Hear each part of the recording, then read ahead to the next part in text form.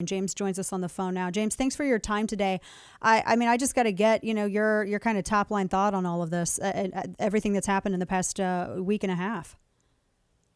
Yeah, thank you so much, Dana. I listen to your show all the time. No, we're hurt. We're heartbroken. I'm so proud of the team at No One Left Behind. We've been working around the clock for the last 8 days, fielding thousands of emails from veterans and from Afghans. The U.S. veterans here are really, really suffering. There's going to be a mental health crisis, and the VAs are starting to put out public service announcements, just providing crisis lines, because we're getting calls from people who can't get through the gates. I mean, we're getting videos, we're getting pictures. I mean, it's awful. It's really terrible things, and this is not what we expected. How we're going to leave 20 years of war. And Dana, to that point about process, No One Left Behind has been advocating for 8 years how to fix this. We've provided specific recommendations to now 3 administrations, 7 Congresses, 7 Secretaries of Defense, and 5 Secretaries of State, and yet we're still here. This is completely preventable. Just for your listeners to know, just big picture, right? This program, the Afghan Allies Protection Act, was signed by President Obama in 2009. So we're in year 12. And to that point, President Trump actually, based on the State Department's own numbers, brought in more SIV interpreters in 4 years than President Obama did in 8 years. So it's just very frustrating from this point. It just shows that these people, these allies, were an afterthought to just getting the political decision to move out of Afghanistan. And which is stunning to me, because I mean, we were able to, I think the reason our boots were able to achieve the objectives is because they had that partnership. We're talking with James Miervaldis of No One Left Behind. You can go to nooneleft.org, and they expedite this whole process of getting people out. James, I was looking at, because you have it up on nooneleft.org, the process through which a special immigrant visa is obtained, that this is the process that people have to go through. And we knew that, this drawdown was going to happen. It amazes me that this process could have been started a long time ago, and maybe even expedited, in February or, in March. But just from the initiation of application, but that takes like 105 days. Is that correct? Oh, try 800. I'm sorry, Dana, to correct you, but it's 800. Yep, it's more than that. And let me be clear. A couple things happened. The State Department OIG team audited this program in June 2020 and delivered their recommendations to Congress. And one of their recommendations from the State Department itself said we need 50 more people. So I almost fell out of my chair when Secretary Blinken said, well, I'm doing my part. I'm going to send 50 more people to help the Afghan SIV unit at the State Department.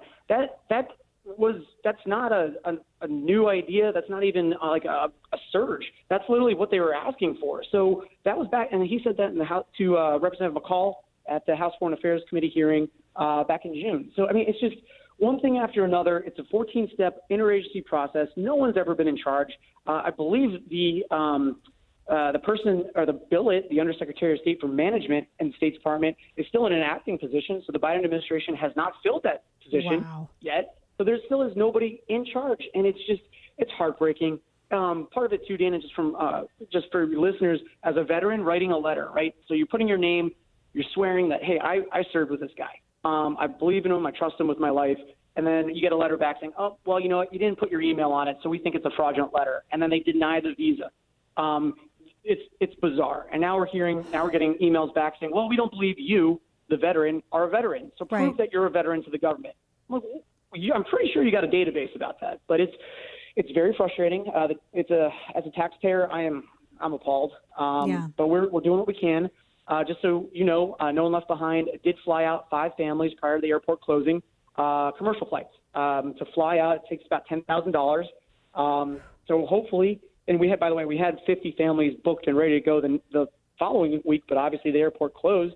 So look, we're in a situation where we might be in a better situation when the Taliban's in charge, and hopefully the Chinese and the Russians get the Taliban to keep the airport open. As long as those civilian flights are going, we can get people out. But that is where we're at, Dana. We are hoping the Chinese and the Russians can influence the Taliban because we have no leverage. That's insane. That is a place I never thought we would ever be as a country, ever. Or this story, it's heartbreaking to see this. We're talking with James Miervaldis. And James, I wanted tell people if they are unaware of the relationship. What kind of relationship is it that is built between a soldier who is in the field and achieving the objective assigned and these informants and these interpreters? Talk a little bit about how meaningful and how incredibly important that relationship is, not just, while there, but really overall national security too. Absolutely. They're the eyes and ears. They're the bridges between us as Americans with the Afghan, and by the way, the Iraqi people. There are still tens of thousands of Iraqi interpreters that couldn't get visas, and then ISIS took over. So it really is an embarrassment. As a veteran, just how we're leaving these people behind. Many of them have saved American lives, Dana. Our founder, Janish Shinwari, over 8 years, saved 5 American soldiers' lives in firefights. And he did it because, and we asked him, I said, well, wow, why'd you do that? He says, it's because of Pashtunwali. It's an honor code. You're a guest in my land, in my home. I'm going to make sure you're safe. Well, it's pretty clear that we don't have that same understanding right now, and it's very heartbreaking. From what I understand, a very good friend of mine, Marcus Luttrell, that was the code. Mm-hmm. If I remember correctly, that's why people took him in and protected him, even when they were getting shot at. I mean, it's amazing that you were just saying that honor code. Tell me about the reality. What are we looking at realistically? I mean, we're going to hear from Secretary of State Anthony Blinken here momentarily. We don't really have an idea as to how many assets really, which is insane to me, or how many American citizens even are still left over there. When we draw down and we don't have any presence left, or if we can't even get people to the airport, I mean, what is the likelihood of actually getting everyone, especially these SIVs, out with our citizens, getting our assets and our citizens out? What is the realistic look at this? To be honest, Dana, I don't know. Everything comes down to 9/1. What's going to happen on September 1st? We were just doing a press conference with Representative Mike McCall, the ranking member of the House Foreign Affairs Committee. He was joined by the 2 actors, actually from the United States of Al, along with a veteran who's a writer and an SIV interpreter who's also a writer for the show, to express their dismay and their support for just either staying longer to accomplish the mission or pushing out the security perimeter. So if you've seen the pictures, I mean, our poor Marines are being asked to choose life. They're playing God. Like, this person gets in, this person doesn't. This is an awful weight to put on these young heroes. And Representative McCall wanted the press to know that his committee is getting stories about interpreters' families being beheaded and dropped off at their doorsteps. I mean, there is a retribution campaign. No One Left Behind went back through our records for the last 6 years, emails, Facebook messages. And look, it's not scientific data, but these are anecdotes. And we were able to calculate over 300 instances before all this happened of interpreters and their family members being systematically targeted and killed. So there's always been a human cost. And by the way, Dana, we did this because the State Department and the DoD were not tracking these numbers. Right. We tried FOIA. We tried a number of different requests, and we got silence. They just didn't have the numbers. Nobody thought about it. 2 last questions for you. First is, how is this going to affect any kind of partnership that our American military might need with interpreters and informants going forward in the future after this? And secondly, what can just the average everyday person do? They don't have contacts in D.C., they, except for their own elected officials. What can they do to be helpful in any way? Thank you.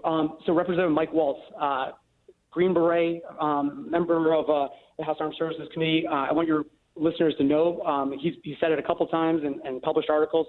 He had an interpreter beheaded. This is very, very personal to him. And lately he's been saying, like, there is a cost. You got to look at China and say, well, are the Americans going to defend Taiwan? Not after this. What about Russia looking at the Baltics? I don't know. There is a very real strategic national security cost. And look, we're not going to war, a massive war again anytime soon, I hope. But our special operations forces are always going to need local nationals on the ground, being those eyes and ears and bridges in many different countries. So we're working with Congress to fix this program in the long term for all those allies. Additionally, what you guys can do to help. No One Left Behind really is a safety net for these refugee families. So getting over here, escaping the Taliban, making it through 3.5 years of bureaucracy, turns out to be the easy part. Making it in America in some ways is very, very difficult. These refugees get 6 months of resettlement aid, government-funded resettlement aid, but after that, they're on their own. Now, that said, this group has been studied by the GAO, which found that they become more self-sufficient faster than other types of refugees. They don't take welfare, and that's why we're the safety net. If they need help, they can come to us. We provide emergency rent, grocery funds, education and job training, building community partnerships with corporations, and car grants.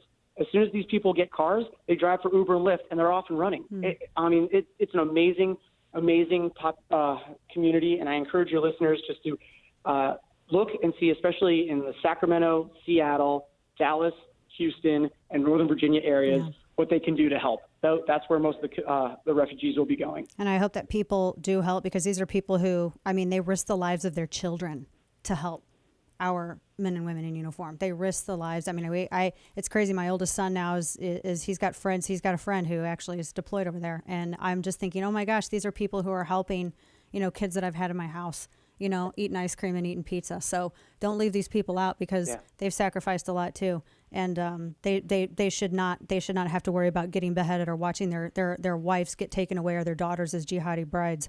James Miervaldis, we appreciate what you all do, and I hope everybody does genuinely. I hope they go and check this out. NoOneLeft.org is the website. James, thank you so much for your service and your continued service even now. God bless you, and thanks so much. We're praying for good outcomes here. Yeah, actually, Dana, let me just end with this. We need your prayers. So thank you for bringing that up. We need your listeners' prayers. This is awful. So thank you. Appreciate you bringing attention to this. Of course. Thanks so much. That's James Miervaldis with No One Left.